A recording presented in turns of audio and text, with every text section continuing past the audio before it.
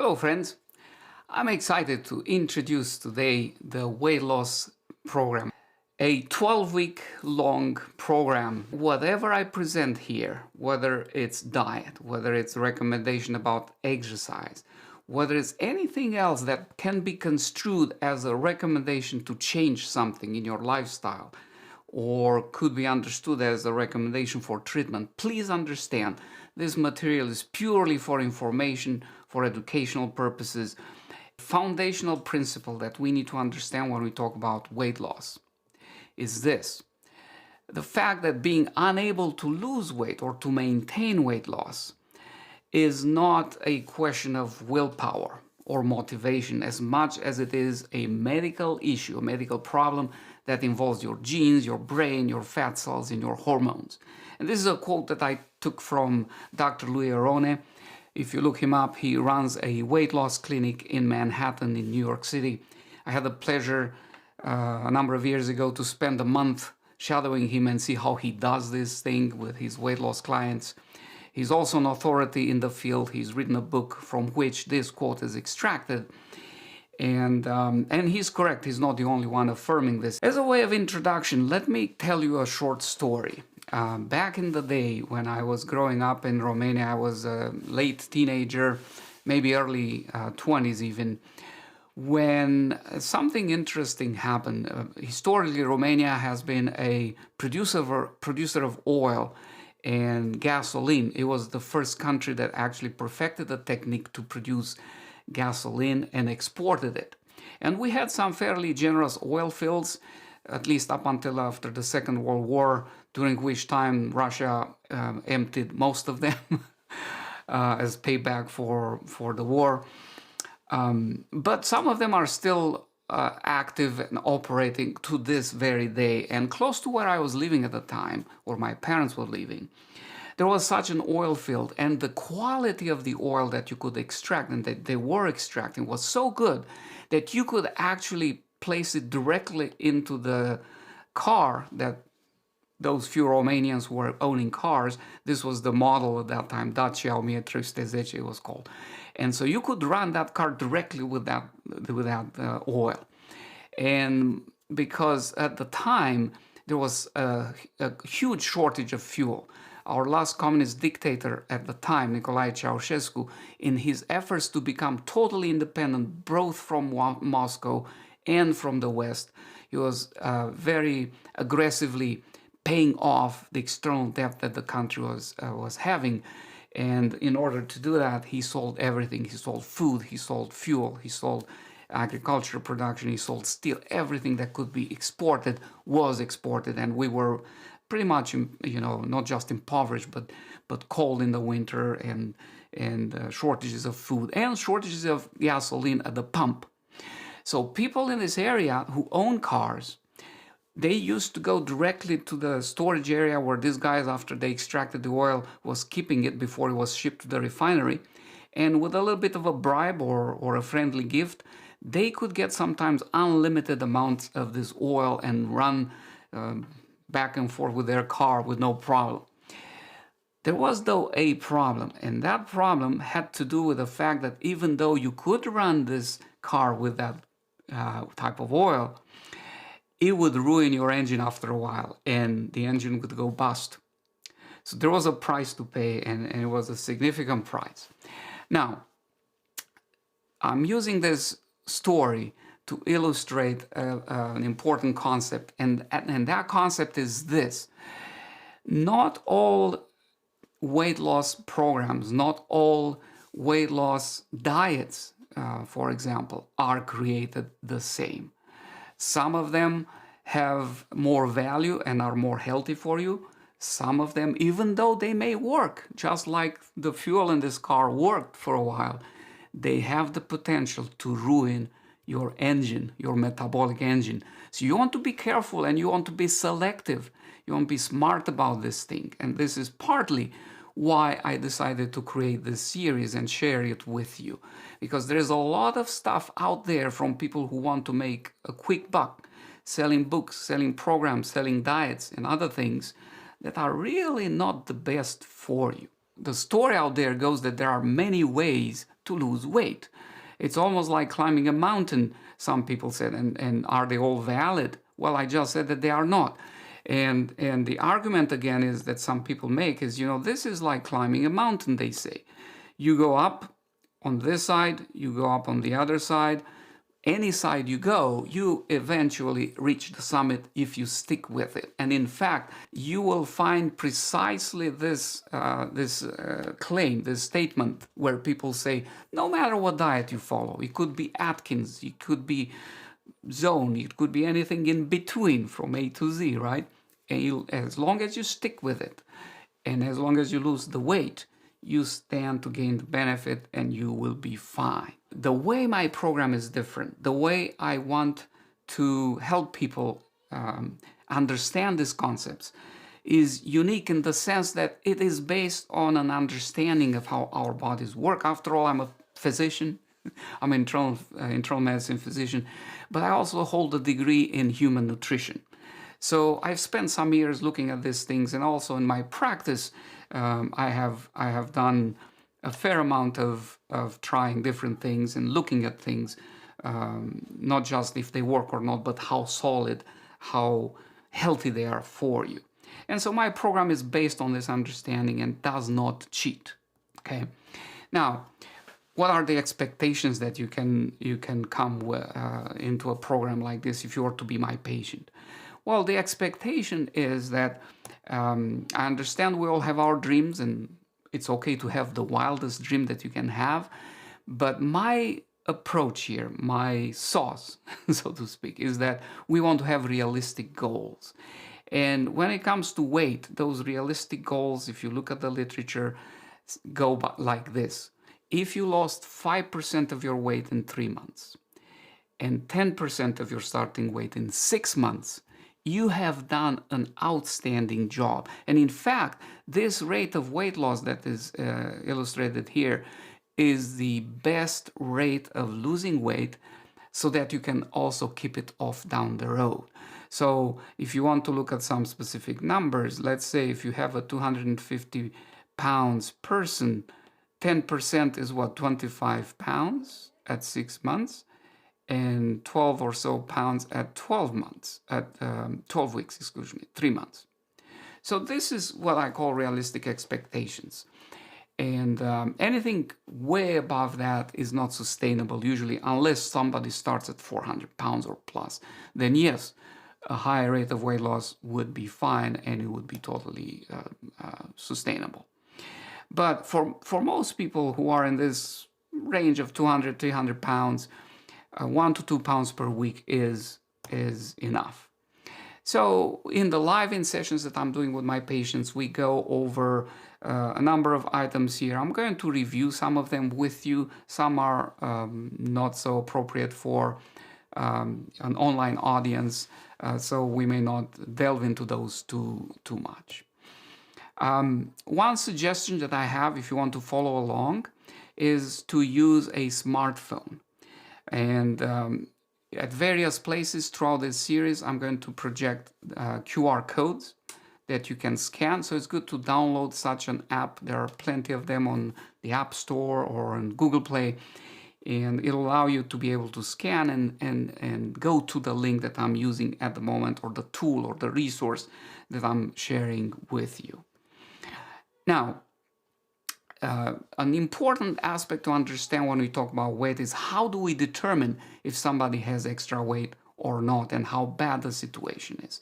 And an easy way to do that is to use the body mass index, which is nothing else than a number that we get by dividing somebody's weight in kilograms by their height in meters squared. So the body mass index, you see the categories here, the healthy range is here between 18.5 and 25. Anything below is underweight, anything above is overweight, and obesity starts at 30. This is a very good measure to determine whether somebody has extra weight or not, with some exceptions. One of them, for example, is if somebody is a young, athletic male with large frame, lots of muscle, they may have a BMI of 27, for example, and yet they may have only 5% of body fat or 10% of body fat. So they are not overweight. even though the BMI may suggest so. So that's a limitation of the BMI. But for most people, especially those who come to these programs that I'm running for weight loss, they are not bodybuilders. They are not people who have only 10% of body fat. So for them, this works perfectly. And not only does it work perfectly, but it allows for comparison with research findings in the weight loss literature. We use it to determine the need for bariatric surgery. There is a interesting J-curve relationship with mortality I'm going to show you in a moment. But before I do that, another metric that we use, so the body mass index is the first metric. The second one is what we call the waist circumference. And basically that is just measuring your circumference around your waist with a tape. And you want that to be below 40 if you are a male, or below 35 if you are a female. And this waist circumference is essentially a measurement, a somewhat indirect measurement of visceral fat around our middle portion, around our abdominal organs. The more fat we have there, the more risk for obesity or overweight related health issues we have. This is the famous J-curve that we see in many studies. You see here a composite of almost 240 studies that looked at this relationship between body mass index and mortality, risk of dying. And you see here the green zone, the lowest mortality we see with these BMIs between 18.5 and 25. Anything lower, higher risk of death. And these are people usually with terminal disease or some severe form of eating disorder and things like that. But look here on the right, this is the area that concerns us in our program. The higher somebody's BMI goes, the higher the risk of death. But the reverse is also true. If you lose weight, you don't even have to go all the way back to 25. Even a few points of the BMI, if you drop that weight, you see how the risk of death drops quite precipitously. And that's very encouraging. And the research validates this again and again. So 5 to 10% weight loss in 3 to 6 months, even though you may still end up being far from your ideal weight, you will still reap a lot of benefits in that short interval of time. And of course, if you continue to lose, you will continue to gain. All right. And if you want to calculate your body mass index, you can go ahead and scan this tool, this code here. It leads you to a website that does that for you. There are plenty of them out there. You can use whichever you like. But I think it's important for everybody to know what their BMI is. So pause this video, scan this code, or do a Google search and look for what is your BMI, and that would allow you to know where you are, where you stand with this, and also check your waist circumference, and that would also be very important to know as you look at these things.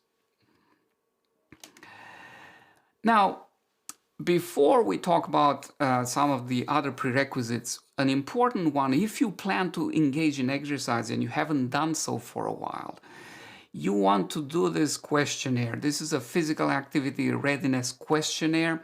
You can discuss this with your physician if you answered yes to any of the questions here. You see a series of questions, 7 questions in this iteration of the questionnaire. If you checked any yeses, it's very important to talk to your physician, to your healthcare provider, and get their clearance. They're okay for you to exercise, or if not, do whatever needs to be done to get there before you start exercising, so you don't end up with a heart attack or something like that when you start exercising. So this is very, very important. The central dogma of weight loss is this right here. It takes about 3,500 calories to lose a pound or to gain a pound. It goes both ways. And you have to remember this thing. This is, like I said, the most important rule to remember when it comes to numbers related to weight loss. So how does this work in my program? Well, here's how we do it. What we do with people is we take them from where they are, we measure their weight, their BMI, waist circumference, all of those things, but we start from their weight and we say, If you are somewhere around, let's say the same example I gave you earlier, 250 pounds, we usually assign them in this group, in this column here, where we say we want you to lose about a pound per week for 12 weeks at least. And remember, if it takes 3,500 calories to lose a pound, and the goal is to lose a pound per week, what that means is we need to achieve in those people a calorie deficit of 3,500 calories per week for that to happen, correct? Assuming that they are at a stable weight to begin with. If they are on an increasing weight curve as they start, you have to add whatever it takes to bring them to stable weight on top of this caloric deficit. But I'm making the assumption that somebody is stable at 250 pounds and they go on this program. And so if we divide the 3,500 calories or the weekly caloric deficit to the 7 days of the week, we get 500 calories daily deficit. I think you got the way we got this. We divided what it takes to lose a pound, which is the goal for the week, and we divide that by the days of the week, which is 7, to get the daily caloric deficit. So 500 calories or kilocalories, as I say here, these are really kilocalories, but it's easier to say calories, so everybody says calories. And then we distribute that into, say, 60% of this daily deficit we achieve by diet and 40% by exercise. Because early on, diet is more important. Exercise comes in with much more importance down the road, especially in the maintenance phase. It's a lot harder to lose weight with exercise alone than with diet alone. And in some people, because their weight is high, they have arthritis, they have knee problems and whatnot, their ability to exercise early on especially is quite limited. And that's why we assign more of that daily caloric deficit to the dietary part than to the exercise part. And for some people, this could be 80% diet, 20% exercise, but this is just for illustration purposes. So if we did that, 60% of 500 is 300 calories deficit through diet daily, and 200 burned by exercise daily to achieve this 500 calories. Now, if somebody is 300 plus pounds and they need to lose more, we usually assign them to this 2 pounds per week weight loss program.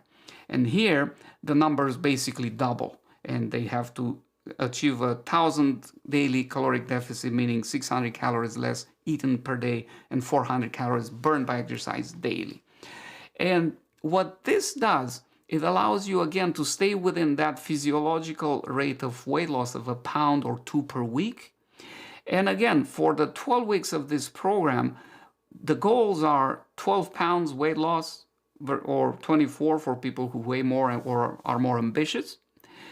And this is what we shoot for. This is a realistic, physiological, healthy degree of weight loss in 12 weeks. Now, you may wonder, how can I burn these 200 calories or 400 calories? What's the best way for me to figure out how to do that? And this is the easy part of that equation. The diet part, which we'll address next time, it's a little more difficult. But for the purposes of figuring out how much exercise you need to burn those calories, it's very easy. If you scan this QR code here on this page, it'll take you to a tool that I created some years ago that will allow you to do exactly that. And so to burn 100 calories, this is the page that that code will take you to. And basically, this is a tool that, let's say somebody wants to walk. Because walking is cheap, is safe, is available year-round for most people. And we have a person who's 250 pounds, they are deconditioned, they are not in good shape physically, so they want to start slow. They want to start, say, with, 3 miles per hour, moderate speed, not carrying anything. And this database of exercise, you see how many options for walking alone you have here. As you enter it, if you want to do swimming, for example, it will give you swimming options. But for walking, you have quite a few because it's a common exercise. And I built this database some years ago based on the University of Wisconsin's research on how much calories people can burn by hundreds of different forms of exercise. And so it's very well researched. This is stuff that the athletes, competitive athletes use and their coaches use. So let's go back again to moderate speed, 3 miles per hour, not carrying anything. If you click on that, or tap on that, depending on what you use, you'll be taken to this page here where you see that selection is already made for you, walking at 3 miles per hour, moderate speed, not carrying anything. And the important thing to notice here is this metabolic equivalent of 3.5, the METs.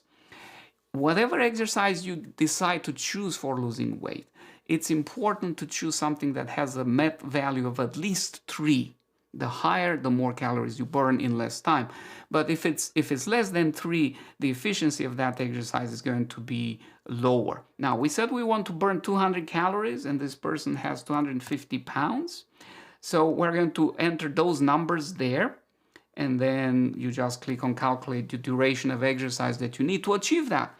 So for this person to burn 200 calories per day, they need to walk about half an hour at 3 miles per hour. So it's achievable. It's doable for most people. And if you can't do that, say if you start with only 5 minutes, you can walk your way into it over several weeks with the guidance of your doctor, of your physical therapist, of your coach. So this is doable. Now, if somebody is more ambitious and wants to lose 400 to do 2 pounds per week at the same weight, you see how you get double the amount of time basically, because it's double the amount of calories. And again, this is specific for your situation because it takes into account your starting weight. This is important to understand. If somebody has a higher weight to start with, they will actually burn more calories through exercise than somebody who is lighter. You know, that's one of the explanations why some people hit a plateau after losing weight, because their bodies become more effective or efficient, their metabolic rate drops some. We'll talk about these things in the future, but that's kind of the idea. How to do the diet. This is the topic for next week. What I tell, or next session, what I tell patients when they come to this program is I give them a piece of homework, and that is I want them to track their diet for a day or two, maybe a weekday and a weekend day. And I ask them to track all the foods they eat during those 2 days. You know, put the meal that they ate, that food, the food item as detailed as possible, the amount, and to look up the calories, how many calories they ate at that meal. And the mood. This will come important later in the program. We'll talk about this. Because a lot of times when we overeat, we do it for emotional reasons. And that's a huge topic in itself that will deserve its own discussion. And then I have them bring this log at the next visit. But what this allows them to do very briefly is to see, once they look back, what is the biggest item? What's the largest contributor to the calories of the day? Here, so far in this sample, you see lasagna, almost 300 calories. That's something that we may want to look at and try to improve. So that's one thing we do with this food log sample. And you can download these or create your own file, I should say. If you want to use a special tool to figure out how many calories are in each food, you can either Google them or you can use my tracker. I'm going to take you there for a moment here. Here's how this would work. Let's say you ate bananas for breakfast, and you had 1.5. This is editable here. Let me blow it up so you can see. So you can click inside. Let's say it's 1 medium banana, but you can click inside and say I ate 1.5 actually, and I did that for breakfast. And then I had, I don't know, orange juice. I'm just throwing some random stuff here so you see how this works. And again, if you didn't drink a whole cup, you had only say 3/4 of a cup, you can actually say so. 75. And again, this was for breakfast. And you see how in the lower portion here, how this gets added to your daily food intake, and you get a total calorie. It breaks it down in the macronutrients and the sugar there. So I find this very helpful, and I sometimes spend time with my patients, showing them how this is done, how it's used. But again, there are smartphone tools, there are all kinds of apps out there that you can use if you want to do this on your own. But it's an important thing. Last but not least, a very important tool that I show my patients when it comes to tracking. Research is very clear that people who track their exercise, their weight, and watch their diet on the long term are the people who are successful. So these tools that I'm presenting here are not to make you a slave of the scale, to be obsessed about it or stressed about it. These are ways that you can measure yourself and see how you're progressing and if you are achieving your goal or not. Whatever we do in life, if we don't have a way to get feedback and measure, we are in the dark, right? So I'll show you how this works. This is a whole page of tracking your weight and your exercise. These are the days of the month down here all the way. And so this is a sample of, let's say, in the month of April. I went ahead all the way to the end of it, but this is how one person would do this. They will start here on the vertical axis with the weight at the beginning of the month. 333 pounds for this person. And every morning when they wake up after they use the bathroom before breakfast, they would weigh themselves. And then they would plot an X next to the day, the 1st of the April, 2nd, 4th, see? And they would put an X to that. And they would keep doing that the whole month. Now, as time goes on, they could start to connect these dots to actually get a line graph and see where it's going over time. You see here, so they can see a trend forming. Because early on you see a zigzag, but you need some time and you need to obviously work on this to make sure it actually happens. Now on the right side here, you see minutes of exercise. So each square here represents 5 minutes of exercise. Just like every square over here represents 1 pound of body weight.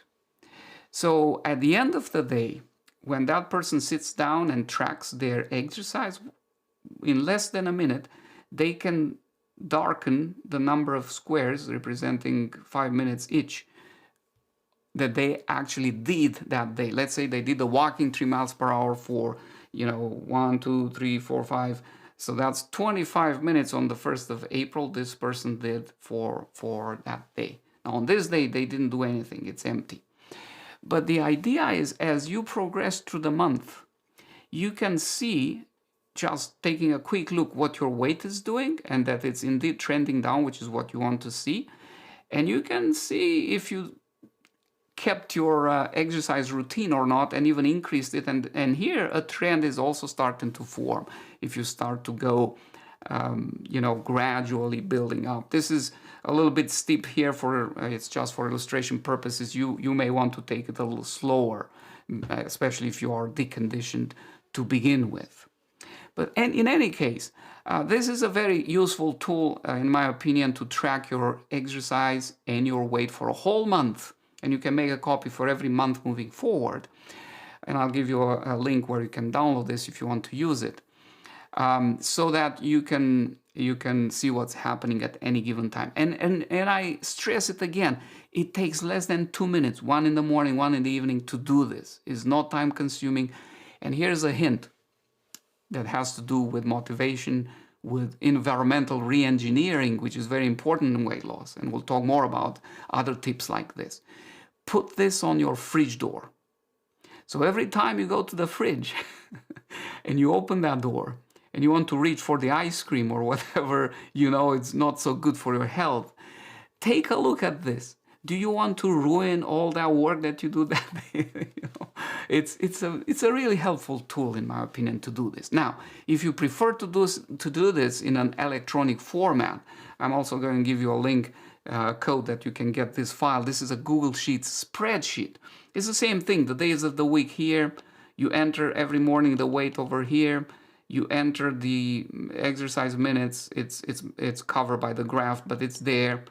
And the Google Sheets program builds this graph for you. You just enter one number for weight, one number for minutes of exercise every day, and boom, this graph does it all for you. Not only that, but you see here this little faint green line for the weight. This is the trend. After you enter a number of weight values, it'll show you a trend. Where is it going? Is it going down? Is it going up? Because initially you may see a little bit of a zigzag and it's kind of hard to tell.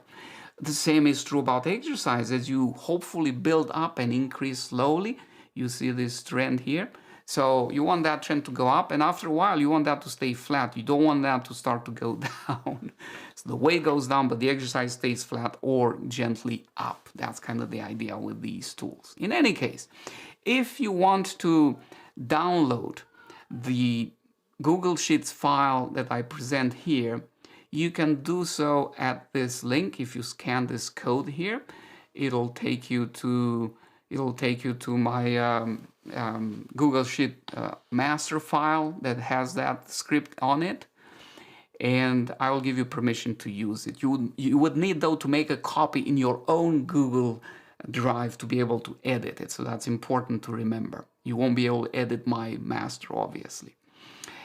And we end usually this first session by giving people a little bit of homework. I usually expect them to talk to their doctor about whether they are able to and cleared medically to exercise. I want them to start using the tool to track their weight, their exercise, and that 1 or 2 day food log that I exemplified earlier. And last but not least, I want them to decide on a type of exercise or more that they will be using for the purpose of weight loss and maintenance, and to determine how many minutes through the tool that I just showed you per day they need to do to achieve that and start working toward that goal. And obviously, if there are any questions or suggestions and feedback, people can use this code, the QR code, to scan to get to a form that they can use to provide that for me. I appreciate any comments, any suggestions, any questions, and to the extent that I can answer them, I'll be happy to try to do so. Until next time, I want you to stay healthy, to stay happy, and to aim to become slim if you are not. And I hope that what I said here will help you in some way to go there or to get there. I'm Dr. Gily, and I'll see you next time. Thank you.